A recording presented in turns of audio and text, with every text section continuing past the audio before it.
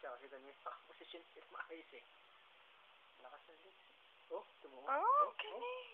Tumo. Oh. Oh my gosh. Lakas. Tumo, magpuso pa yan. Oh my gosh. Ano? Ayun, tumo. Ayun na, nakaanos na yung kamay niya. Gagano na lang yan pag na-discover niya, diba?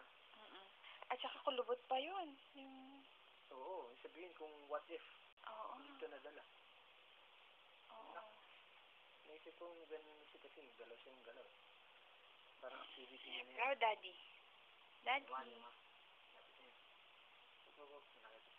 Dapat diretso mo yung kumot eh. Naku po, baka masuffocate ha.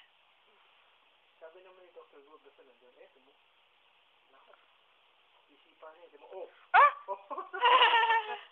Ayan na, nakatagilid na. Ayan na. Ang galing.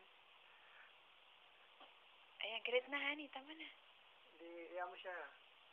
Hanap siya ng Ito naman, Daddy. 3 weeks old pa lang ako. Eh, ang pronto oh, oh my God! Ayun na, diretso ka sa. Para meron siyang space. Sabi niya, hindi ako tulungan. Sige, hindi ako tulungan. ako.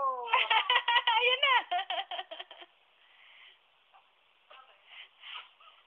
Ayun, nakaano na siya.